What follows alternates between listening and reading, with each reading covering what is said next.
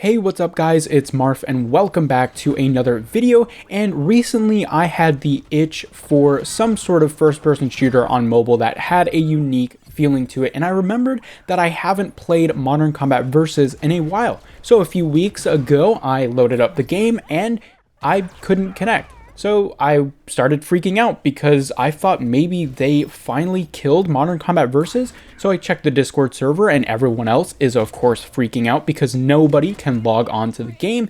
And that seemed like it was the end of Modern Combat Versus. Gameloft didn't say anything, there were no announcements or anything like that.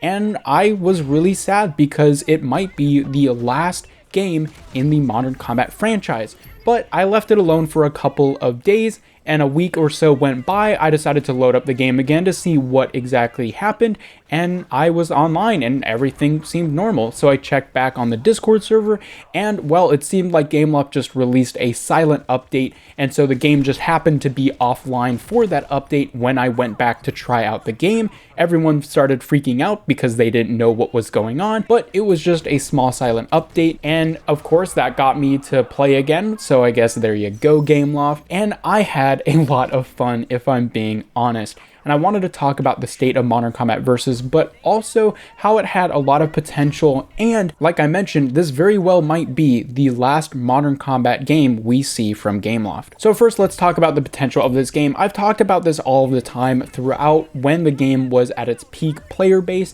and also a couple of videos where I revisited the game after the game started to slowly dwindle. And one of the things that I always came back to was how this had a lot of esports potential. And it was no secret that they built it with esports somewhat in mind. I mean, they did host some tournaments after all, and I thought they were pretty darn awesome. However, the big problem was that the core gameplay didn't reflect the esports balance philosophy, which is you cannot have a situation where a player can pay for an advantage over another player, and obviously that was the main way that Modern Combat Versus made its money, was by the agent upgrading system. Now, they did implement a tournament mode where you could make private lobbies and compete with other people, and every agent had all of its abilities unlocked and all of its max health, damage, ammo, that sort of thing. However, that was never implemented in the public matchmaking system, and that is the biggest mistake, in my opinion, that Gameloft made with Modern Combat Versus. And I know it's a bit of a dilemma, especially for the developers, because on one hand, the best way to make money in a mobile game is by making things slightly pay to win. That's what happened with Modern Combat Versus, but on the other hand, you'll have the entire community complaining about how it's pay to win, and of course, you no longer create that nice esports ecosystem where players from the very casual environment can work their way up without needing to worry about how their agents are underpowered to other agents that they come across, and that simply wasn't a thing. And of course, the developers need to make money, so you can't just take away systems that make money. And it seemed like what they tried to do was first implement skins and things like that and see how that went. And obviously, now that they've implemented armor and a bunch of other mechanics, it seems like that did not make them enough money to go away from the pay-to-win aspects. So in my opinion, this is a two-pronged situation where on one hand, we have the fault of the publisher. I'm not going to say the developer because I don't know exactly who was in charge of making those decisions.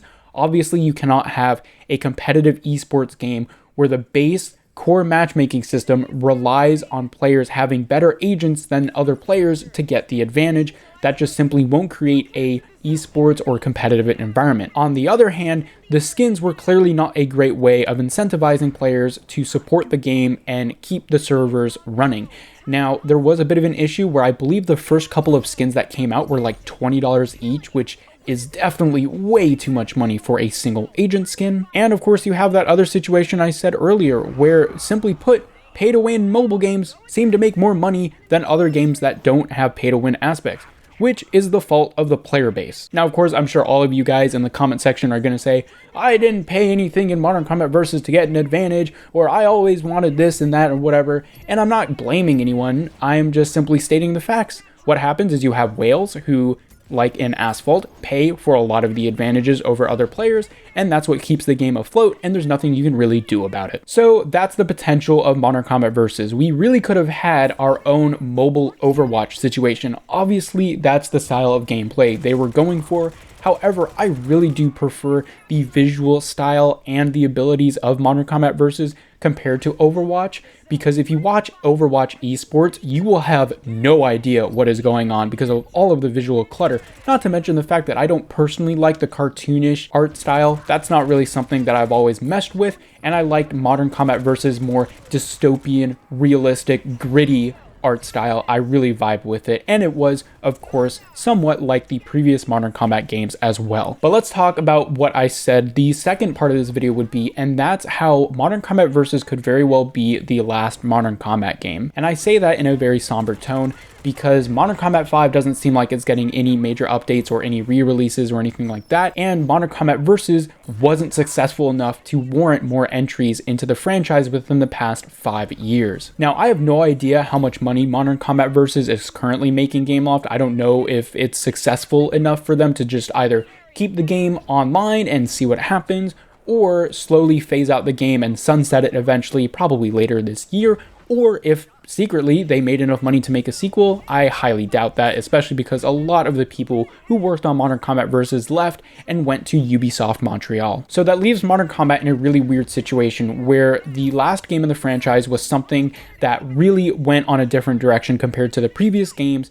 And now that we have COD Mobile, PUBG Mobile, and all of the big name FPS titles in mobile, is it really even worth it for Gameloft to invest in a new Modern Combat game? And it seems like Gameloft has made the decision that it isn't, because we haven't heard anything regarding another Modern Combat game. However, that was kind of the situation with the Gangstar franchise. When Gangstar New Orleans came out, it was a huge disappointment for a lot of people, including myself. I still played through the game and I enjoyed it for a bit, but it was not what Gangstar fans were looking for. And so for quite a bit, there was a time where it seemed like Gangstar New Orleans and Gangstar Vegas were going to be the last games in that franchise. Then out of literally nowhere, we got news of Gangstar New York. And then of course that whole thing happened. I made an alpha video on it if you want to check out gameplay of that game.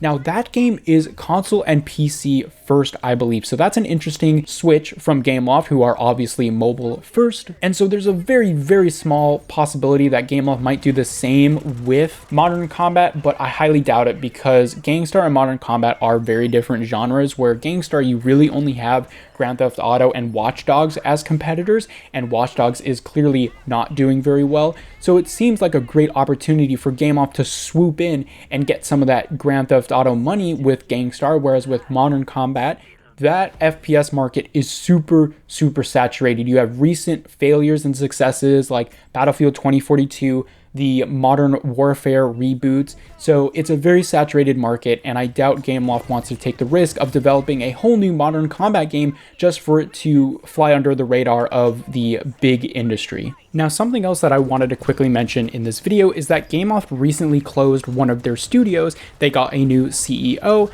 and they mentioned that they do want to shift their priority to PC and consoles. So the news of Gangstar New York primarily being a console and PC game makes a lot more sense, and like I said, for Modern Combat that could happen, but I doubt it. So I know that's a lot, I talked a lot, probably went over a couple of things that I should have, but I hope you enjoyed this video taking a look back at Modern Combat Versus. Let me know your thoughts on this game in the comment section down below, and I will see you guys later.